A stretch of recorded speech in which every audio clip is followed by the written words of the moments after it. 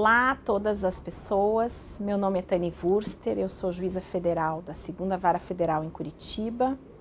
Eu sou também presidente da Comissão de Prevenção e Enfrentamento do Assédio Moral, do Assédio Sexual e da Discriminação da Seção Judiciária do Paraná. E eu vim hoje, a convite da Seção da Memória, da Seção Judiciária do Paraná, falar para vocês um pouco sobre o direito das mulheres na Constituição Federal de 1988. Eu queria aproveitar para agradecer o convite e para parabenizar a Seção da Memória por esse projeto incrível que pretende homenagear a Constituição Federal. Quero render todas as minhas homenagens e parabenizar por essa iniciativa de iniciar esse debate sobre os 35 anos da Constituição Federal. A Constituição Federal, ela mesma, significou um pacto da sociedade brasileira pela redemocratização após 2 décadas de ditadura militar. Então, ela teve um significado, ela mesma, de estabelecer esse pacto da sociedade brasileira. Ela também institui direitos fundamentais baseados nos objetivos da República, que são construir uma sociedade livre, justa e solidária, livre de discriminações e com o propósito de reduzir desigualdades sociais e regionais. Então, de qualquer forma que a gente queira ler a Constituição Federal, interpretar a Constituição Federal, é importante que o façamos a partir dos objetivos da República, dos quais eu menciono esses 3. No que toca ao direito das mulheres, a Constituição Federal, ela cria um novo status de cidadã para mulheres e meninas. Ela institui um capítulo novo dentro de um novo patamar civilizatório para as mulheres. E eu escolhi dividir a minha fala em 3 tópicos, que eu acho que são 3 pilares sobre os quais a gente pode discutir o direito das mulheres na Constituição Federal de 88. O primeiro é a igualdade jurídica entre homens e mulheres. O segundo, a proibição de discriminação no mercado do trabalho. E o terceiro é a igualdade de direitos e responsabilidades na família. Então, sobre o primeiro tópico, igualdade jurídica entre homens e mulheres. No que toca à igualdade jurídica entre homens e mulheres, a Constituição Federal ela inova num pequeno detalhe, mas é um detalhe muito importante. Ela diz o seguinte, artigo 5º, inciso 1º. Homens e mulheres são iguais em direitos e obrigações nos termos dessa Constituição. Por que ela inova? Porque ela inclui as mulheres no artigo 5º, inciso 1º. Homens e mulheres são iguais em direitos e obrigações. Quando a gente fala os homens são iguais, nessa expressão estariam incluídas as mulheres, para se referir ao que a gente costuma chamar de masculino universal, né? Mas o fato é que as coisas na história não se passam exatamente desse modo. Tem uma frase que eu gosto sobre a importância das palavras e do efeito que elas têm, o poder das palavras nos textos jurídicos e no discurso. Tem uma fala do sociólogo francês Pierre Bourdieu, que eu acho que retrata com perfeição essa questão da importância das palavras nos textos. O Pierre Bourdieu é um sociólogo francês, ele tem uma vasta obra, entre elas eu cito, por ser pertinente com a temática de hoje, o livro A Dominação Masculina e O Poder Simbólico, que recomendo a todo mundo que faça uma leitura que tem tudo a ver com o assunto que a gente está tratando hoje. E o Pierre Bourdieu ele diz o seguinte a respeito do poder das palavras, abro aspas, já quando se fala, se estão a fazer coisas muito mais complicadas do que designar objetos existentes aí, em estado bruto, fora do discurso. Na verdade, não apenas se estão a construir de novo objetos, como se está a construir poder. Por vezes, um poder imenso, com essas coisinhas aparentemente voláteis e frágeis que são as palavras. Então, incluir a palavra homens e mulheres são iguais em obrigações e direitos na Constituição Federal, as constituintes de 1988, as 26 mulheres feministas constituintes de 1988, que representavam aproximadamente 5% apenas do parlamento na época, elas sabiam da importância da inclusão dessa palavra, por isso elas lutaram arduamente para que esse texto fosse incluído com as mulheres, dizendo homens e mulheres são iguais em direitos e obrigações. Elas sabiam disso porque elas conheciam a história de Olympe de Gouges. Olympe de Gouges é uma feminista, ativista da Revolução Francesa, que acreditava que no lema da Revolução Francesa, liberdade, igualdade e fraternidade, a igualdade seria para homens e mulheres. E ela trabalhou arduamente, ativamente, para que as mulheres fossem incluídas nos direitos que estavam sendo debatidos na época. Ela escreveu, inclusive, uma obra, um livro chamado Declaração dos Direitos da Mulher e da Cidadã, de 1791, e ela foi decapitada exatamente por isso, porque pretendia incluir as mulheres na Declaração dos Direitos do Homem e do Cidadão, de 1789. Você veja, a Declaração do Homem e do Cidadão, de 1789, dizia: os homens nascem e são livres e iguais em direitos. É uma frase linda, é um princípio que fundamenta todo o nosso arcabouço jurídico e no qual a gente acredita muito nele, mas é preciso avançar para reconhecer que os homens nascem livres e iguais. Nesse conceito de homens devem estar incluídas as mulheres, mas que na Revolução Francesa uma mulher foi decapitada exatamente porque ela pretendia que se entendesse dessa forma. As constituintes também conheciam a história de Berta Lutz. Berta Lutz é uma brasileira, diplomata, política, ativista, bióloga, que integrou a delegação brasileira na Conferência das Nações Unidas em São Francisco, que acabou por ser responsável pela Carta das Nações Unidas. A Berta Lutz teve uma atuação decisiva para incluir na Carta das Nações Unidas de 1945 o seguinte trecho: igualdade de direito dos homens e das mulheres, no preâmbulo da Carta. Na época, houve enorme resistência também para a inclusão dessa palavra, assim como houve resistência na Constituição de 1988. Então, a Carta das Nações Unidas diz o seguinte, no preâmbulo: nós, os povos das Nações Unidas, resolvidos a preservar as gerações vindouras do flagelo da guerra, que por 2 vezes, no espaço da nossa vida, trouxe sofrimentos indizíveis à humanidade, e a reafirmar a fé nos direitos humanos do homem, na dignidade e no valor do ser humano, na igualdade dos homens e das mulheres. Então, Berta Lutz também, ela inclusive é uma das 4 mulheres que assinaram a Carta da ONU em 1945. Então, a importância do texto. Porque, veja, a carta anterior, que não previa a igualdade entre homens e mulheres, ela permitiu uma enorme quantidade de discriminações. Veja, no século passado, as mulheres, no início do século, não tinham direito ao voto. Depois, elas também não tinham direito ao poder familiar. Então, o pátrio poder era do marido, sobre os filhos. Elas não tinham direito sobre o próprio patrimônio, se fossem casadas. Elas precisavam receber autorização do marido para trabalhar. Então, era uma Constituição que estabelecia direitos iguais. Todos são iguais, mas as mulheres não estavam incluídas nesse status de cidadania. Então, eu digo isso para reforçar a importância do artigo 1º ter essa prescrição da igualdade de direitos entre homens e mulheres. De modo a que, a partir da Constituição Federal, nenhum tipo de discriminação será tolerado em razão do gênero. O segundo pilar sobre o qual eu gostaria de falar, que diz respeito aos direitos das mulheres na Constituição Federal de 1988, é a proibição de discriminação no mercado de trabalho.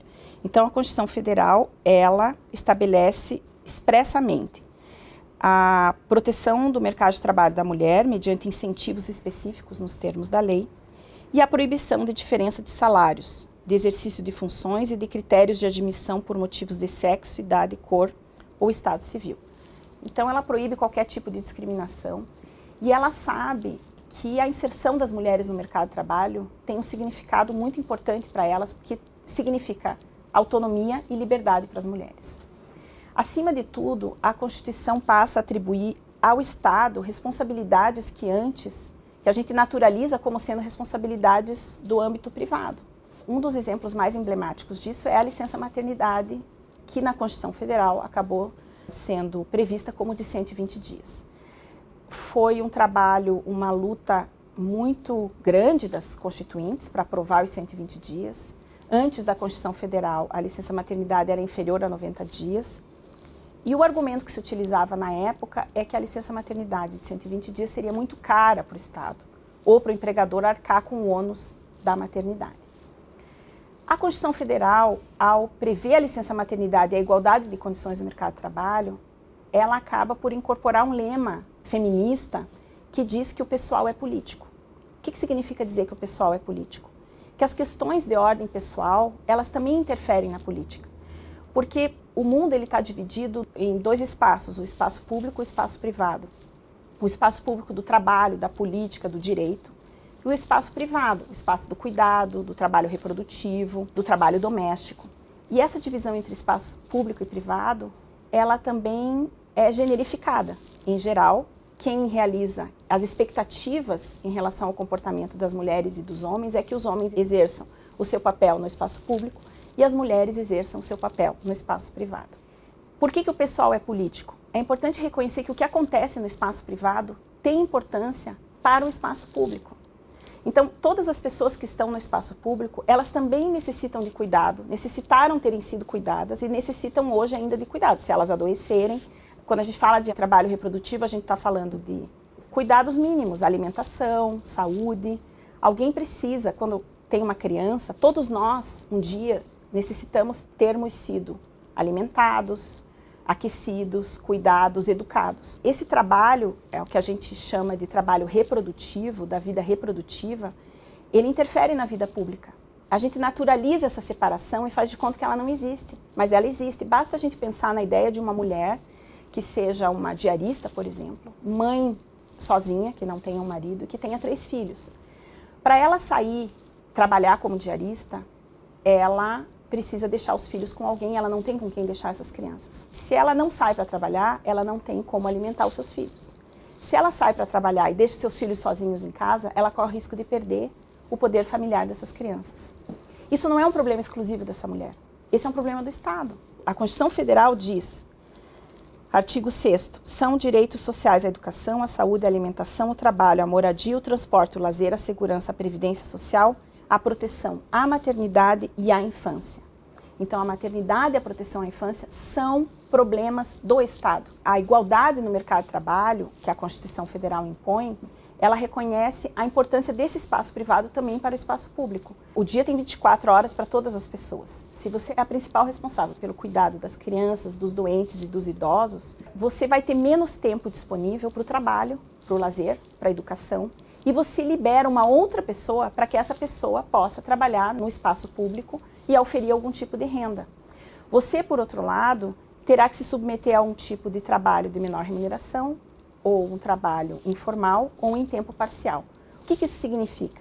Se são as mulheres que exercem, e se a expectativa é de que as mulheres exerçam o trabalho do cuidado, em maior medida na nossa sociedade, isso significa que elas terão menores oportunidades de acesso no mercado de trabalho, de permanência no mercado de trabalho e de ascensão profissional. Então, não é à toa que as mulheres oferem menor renda do que os homens, ou que elas tenham tantas dificuldades de ascensão no mercado de trabalho, porque elas são as principais responsáveis pelo cuidado. Quando a gente pensa no mercado de trabalho, do modo como ele está organizado, ele está completamente organizado a partir da ideia de um trabalhador que é um homem, que chega às 8 da manhã no trabalho, com a roupa limpa, alimentado, e que sai às 6 da tarde, e que não teve, durante esse espaço de tempo, nenhuma responsabilidade pela educação das crianças, por uma criança com febre, por um idoso que precise de ajuda, ou com alguém que esteja doente, ou para fazer a comida. Enquanto ele está trabalhando, alguém está fazendo isso por ele. Mas a gente naturaliza a ideia de que o mercado de trabalho foi feito para essa pessoa. Então, tem todo um conjunto de outras pessoas que exercem majoritariamente o cuidado, que têm maiores dificuldades de acesso no mercado de trabalho. Então, é exatamente isso que a Constituição Federal procurou resolver, essa dificuldade.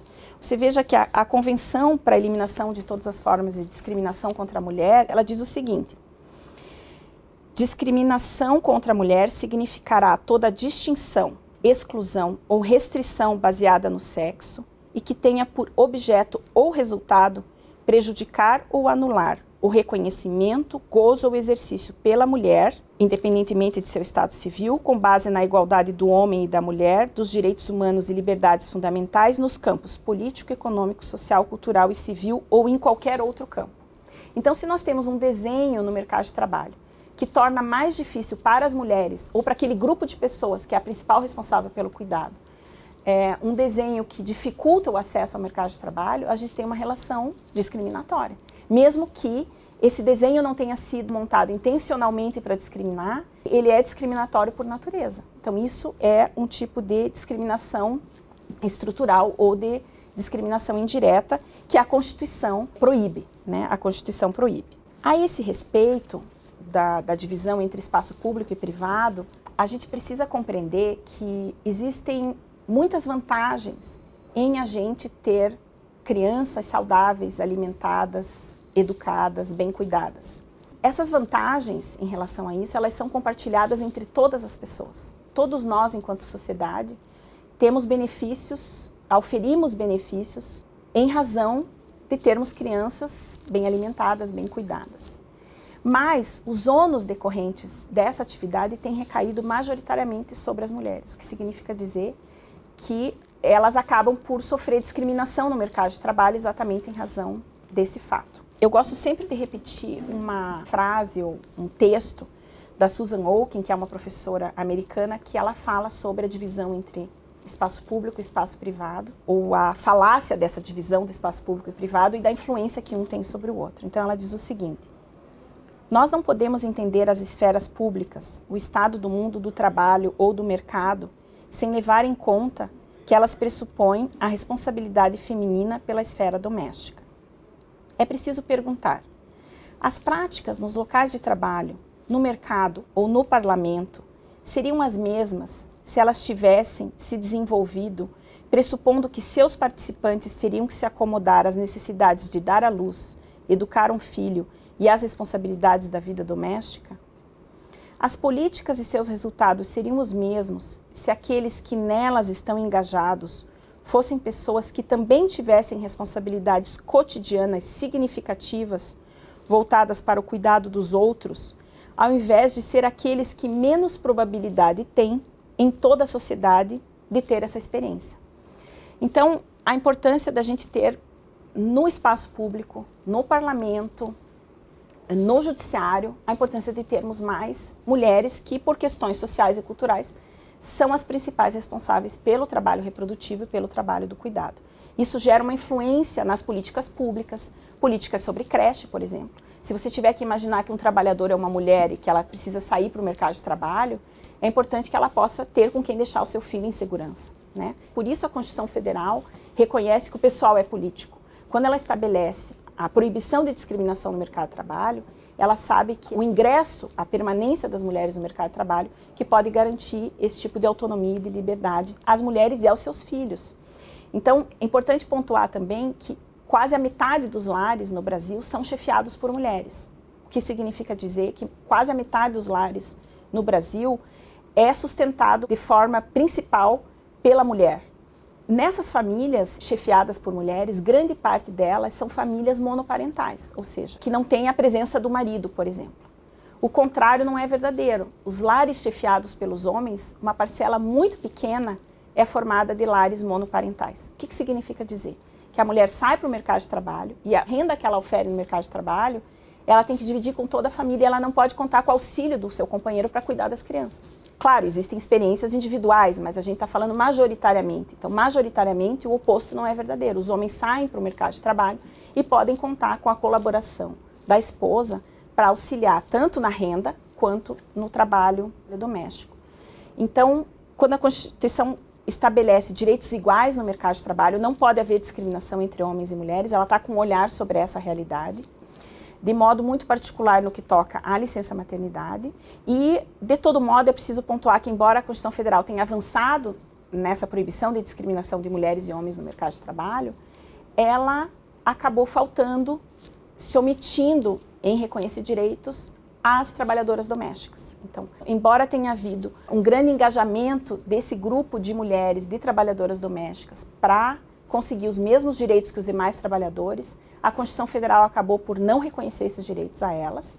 É preciso dizer que trabalhadores domésticos são majoritariamente mulheres, 90% delas, e dentre essas, majoritariamente mulheres negras e mulheres de baixa renda. Então, a essas mulheres, a Constituição Federal criou um status de segunda categoria para elas. O Estado brasileiro só veio a estabelecer às trabalhadoras domésticas o mesmo status de cidadania que as demais pessoas em 2015 com a PEC das domésticas. Então, mais recentemente que elas tiveram esse mesmo patamar de igualdade de direitos, porque a Constituição Federal excluiu uma quantidade grande de direitos às trabalhadoras domésticas.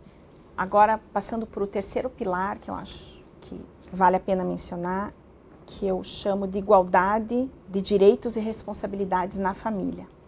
Então, a Constituição Federal, ela inaugura um novo status da instituição familiar. Então, ela estabelece no artigo 226 Em primeiro lugar, que o casamento é civil, ressaltando a ideia da laicidade do Estado. Em segundo lugar, ele diz, para efeito da proteção do Estado, é reconhecida a união estável entre o homem e a mulher como entidade familiar. Então, a ideia da união estável como entidade familiar, que associado ao parágrafo 4º que diz, entende-se também como entidade familiar a comunidade formada por qualquer dos pais e seus descendentes. Então, isso é absolutamente revolucionário. A gente olha para isso e enxerga isso com a maior naturalidade, como se isso fosse natural desde todo sempre, mas não era. Antes da Constituição Federal, era considerada família o grupo de pessoas derivado do casamento formal. E a Constituição Federal inaugura ao dizer que é entidade familiar a comunidade formada por qualquer dos pais e seus descendentes. E na Constituição anterior, ainda havia a questão do pátrio poder, quer dizer, por um longo período, quem tinha o poder familiar era o marido, era o pai e não a mulher.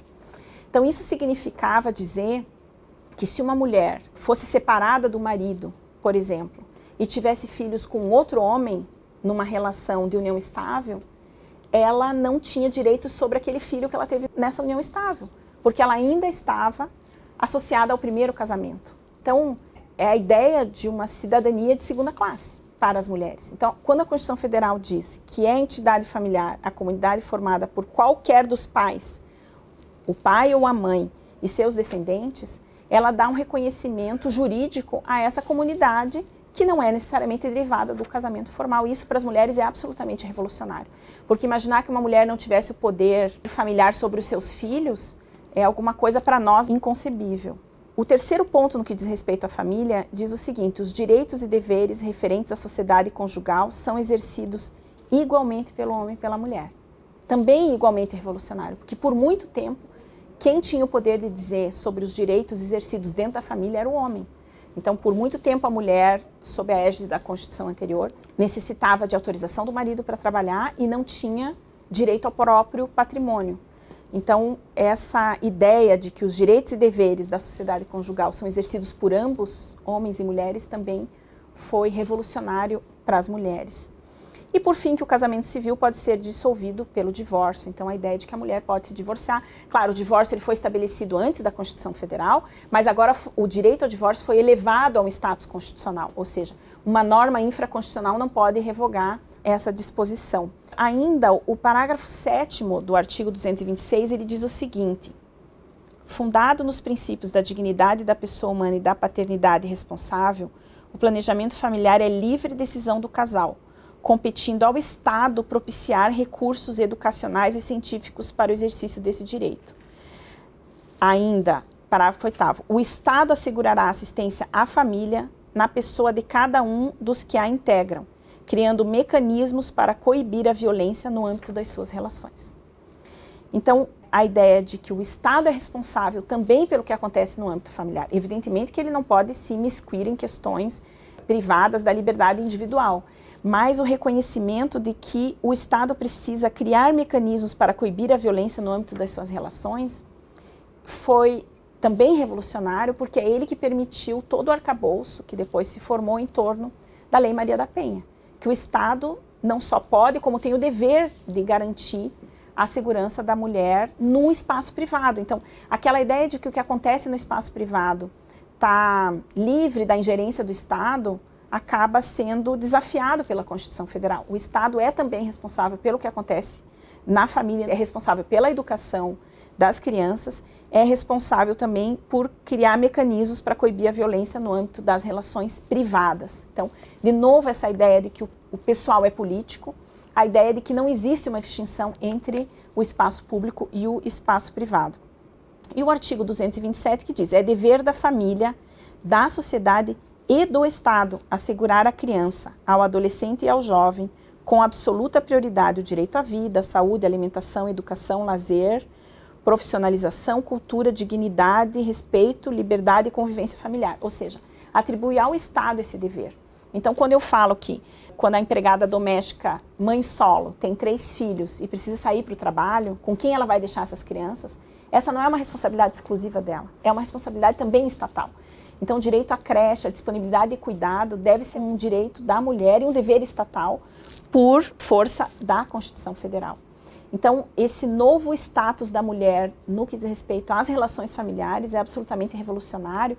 E aí eu já me encaminhando para o final, queria dizer assim sobre a importância da gente reconhecer, Dulcinea, que os direitos, eles não nascem de combustão espontânea. Os direitos, eles são resultado de processos de luta. Muitas mulheres, ao longo da história, lutaram para que hoje eu pudesse estar aqui conversando com você. Eu, juíza federal, você servidora pública, nós duas completamente autônomas em relação ao nosso patrimônio, em relação à nossa família, com direitos sobre os filhos. Isso tudo a gente naturaliza como sendo um direito que, como a gente nasceu e eles estavam aí, a gente acha que eles sempre estiveram aí. Isso não é verdadeiro. Eles são resultado de processo de luta, de muitas tensões e de muitos conflitos, como fica claro quando a gente estuda a história das constituintes na Constituição de 1988, e eu queria aproveitar esse espaço para recomendar. Em primeiro lugar, quem quiser conhecer um pouco mais sobre a história dessa luta desses direitos, o documentário Lobby do Batom, que é um documentário da Globoplay, imperdível para qualquer um que queira compreender melhor essa realidade, e o podcast Jogo de Cartas, da Deezer, que também ele é curtinho e ele conta a história das constituintes e das dificuldades pelas quais elas passaram para aprovar esses direitos. E também conta a história do quanto elas se uniram, mulheres dos mais variados espectros sociais, da política, que se uniram em torno de uma pauta comum, que era a pauta do direito das mulheres. Então, compreender que o que tem na Constituição Federal, além de revolucionário, ele é resultado desse processo de luta. E sendo resultado da participação ativa das pessoas, ele também está sempre sob risco. Nós estamos sempre sob o risco de retrocessos. Simone de Beauvoir costumava dizer que quando a gente entra em crise, os primeiros direitos a serem rifados são os direitos das mulheres. Então, compreender que a gente não está livre de retrocessos. Então, a vigilância na preservação dos direitos é da maior importância. Porque se a gente pensar assim, só na história mais recente, a gente pode pensar nos países como o Irã e Afeganistão, que eram países onde as mulheres tinham plena igualdade de direitos com os homens e que hoje vivem sob uma teocracia que restringe direitos básicos das mulheres. Então, compreender essa realidade. A gente sempre fala sobre os Estados Unidos como um lugar de livre manifestação do pensamento, mas é um lugar, por exemplo, em que várias escolas, vários livros estão sendo banidos das escolas, porque defendem direitos das mulheres, direitos das pessoas negras ou direito das pessoas LGBTQIA+. Então, acho que esse primeiro ponto, assim, reconhecer que os direitos nunca estão garantidos e que é importante vigilância para não admitir retrocessos. Gostaria também de dizer que a Constituição Federal deixou, de certa forma, de fora do seu arcabouço inicialmente, os direitos da população LGBTQIA+, que acabaram, então, sendo reconhecidos a partir da jurisprudência do Supremo Tribunal Federal, calcada, eu diria, de forma muito firme, muito forte no princípio da dignidade da pessoa humana. Então, a partir desse princípio, o Supremo Tribunal Federal, a Suprema Corte, acabou reconhecendo uma quantidade grande de direitos a essas pessoas, embora não estejam expressos na Constituição Federal, derivam do princípio da dignidade da pessoa humana. E eu vejo também como um outro desafio para todos nós que devemos lealdade à Constituição Federal, que temos como dever implementar os comandos de otimização previstos na Constituição Federal, que a gente precisa compreender que só o texto frio da lei também não é suficiente. A gente precisa pensar como nós, como juízes, estamos interpretando e aplicando o direito. O direito é uma ciência social e, como sendo uma ciência social, ele influencia e é influenciado pelas circunstâncias da nossa sociedade. Então, a gente vive uma sociedade profundamente desigual em relação ao direito das mulheres, das pessoas negras, indígenas, LGBTQIA+, é um estado desigual, é marcado pelo racismo, pelo sexismo, pela homofobia, é uma sociedade marcada por essas circunstâncias, e isso acaba por influenciar o modo como a gente interpreta o direito. E para isso eu gostaria de convidar todos a lerem e se apropriarem do protocolo para julgamento com perspectiva de gênero, que é um documento que foi editado pelo Conselho Nacional de Justiça, que justamente tem o propósito de capacitar magistrados e magistradas, mas também todos os atores do sistema de justiça, para que possam interpretar a lei livre de estereótipos e a partir de uma interpretação emancipatória, num firme compromisso com os princípios civilizatórios da Constituição Federal. Então fica aqui também o convite para a leitura desse documento. Então eu queria mais uma vez agradecer o convite para estar aqui com vocês, queria parabenizar a Seção de Memória Institucional da Seção Judiciária do Paraná, na pessoa da Dulcineia, que tem feito um trabalho incrível e que eu acho muito lindo esse projeto de comemoração aos 35 anos da Constituição Federal. Renova as esperanças de que sejamos capazes de implementar todos os comandos e os princípios constitucionais, tendo como norte a importância de preservar os seus conceitos e evitar retrocessos no que diz respeito aos direitos individuais e aos princípios civilizatórios da Constituição Federal de 1988. Vida longa à Constituição Federal de 88. Obrigada.